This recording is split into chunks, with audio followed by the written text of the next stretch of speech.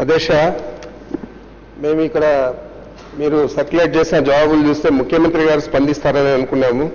దీని మీద జవాబు చెప్తారనుకున్నాము, అని చెప్పలేదు.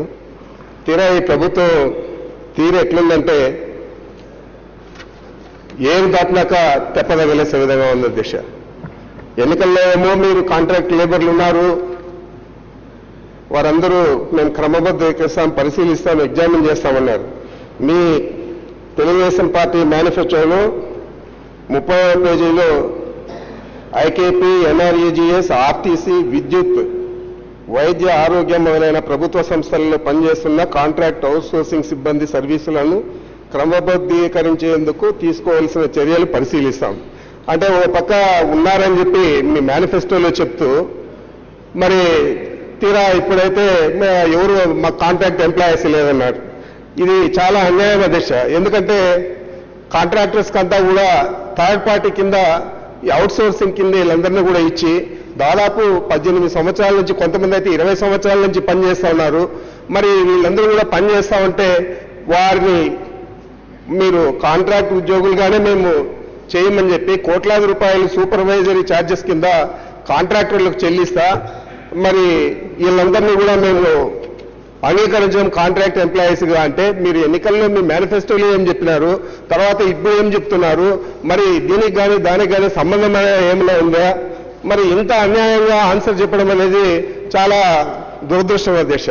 నేను ఒకటే అడుగుతా ఉన్నా అధ్యక్ష, మీరు వీళ్ళందరినీ కూడా థర్డ్ పార్టీ కాంట్రాక్ట్ వ్యవస్థను రద్దు చేసి సంస్థ నేరుగా కార్మికుల జీతాలు చెల్లించే విధంగా ప్రతిపాదనలు తీసుకుంటున్నారా లేదా? దాదాపు వారందరూ కూడా 15 రోజులు రాష్ట్ర వ్యాప్తంగా సమ్మె చేయడం కూడా ప్రభుత్వం దృష్టికి వచ్చింది. మరి దాని మీద ఏమి స్పందించకుండా అన్నిటికీ లేదు లేదు అంటే చాలా దురదృష్టం అధ్యక్ష.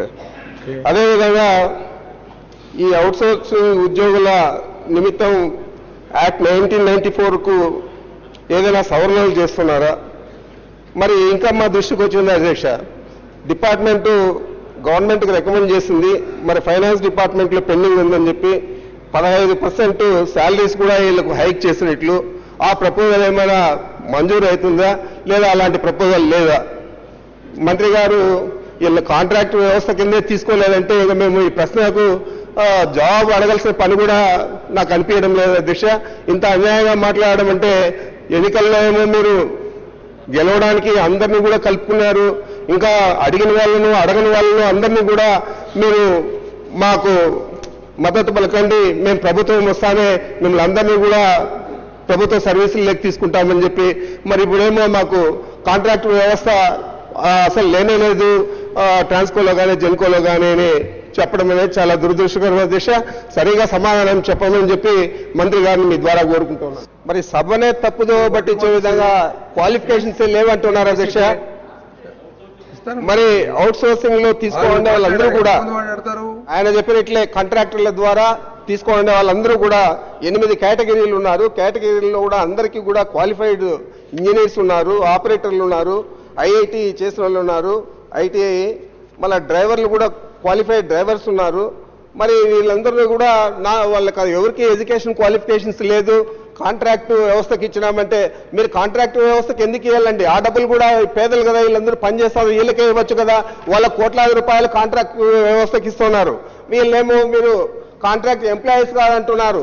కాంట్రాక్టర్కి ఇచ్చి ఆ కాంట్రాక్టర్ వీళ్ళకు ఎంత చెల్లిస్తా ఉన్నాడో కూడా దాని మీద మీకు అజమాయిషీ లేదు. మరి కాంట్రాక్టర్ మొత్తం అంతా అర్థానికి అర్థం ఇచ్చి అర్థం మింగేస్తా ఉంటే మీరు ఏదో ఒకటి చెప్పాలా? మేనిఫెస్టో చూస్తారు చెప్తారంటే మేనిఫెస్టోలో మీరే రాసినారు, కరెంట్ డిపార్ట్మెంట్, ఎలక్ట్రిసిటీ డిపార్ట్మెంట్ కూడా మీరు మెన్షన్ చేసినారు. అయితే మీరు ఉన్నట్లా లేదా కాంట్రాక్ట్ ఎంప్లాయీస్ అని దాన్ని అడిగినాం మేము, అంతే తప్ప వేరే అడగలేదు. ఇది చూస్తా ఉంటే అధ్యక్ష గోడల మీద అంతా కూడా ఎన్నికల ముందు రాసినారు పెద్ద ఎత్తున. అచ్చెన్నాయుడు గారు నియోజకవర్గంలో కూడా రాసింటారు చాలాగా, బాబు వస్తాడు జాబ్ వస్తుంది అని. బాబు వచ్చినాడు, జాబులు పోయినాయి, ఉండే జాబులు కూడా పోయేదే కాకుండా నీ ఆన్సర్లు చూస్తా ఉంటే మాకు ఎంప్లాయీస్ 15,000 మంది అందరూ కూడా వెళ్ళిపోయినారు, ఆడ పనిచేయడం లేదు అని చెప్పి ఒక కాంట్రాక్ట్ వ్యవస్థకి ఇచ్చేసి ఎవరు కూడా పనిచేయడం లేదు అనడం చాలా అన్యాయం దశ. అదేవిధంగా ఈ ఈఆర్ఓస్ ఆఫీసులో కూడా అకౌంటెన్సీలో పనిచేస్తారు, వాళ్ళు కూడా దాదాపు 7-8 వేల మంది ఉన్నారు. వారికి కూడా 2,500 ఇస్తున్నారు. మరి ఇంత అన్యాయం చేస్తాం అంటే మీరు అజమాయిషీ చేసి పేదలకు న్యాయం చేయాల్సింది పోనిచ్చి ఇంత అన్యాయంగా మాట్లాడడం అచ్చెన్నాయుడు గారికి తగదు.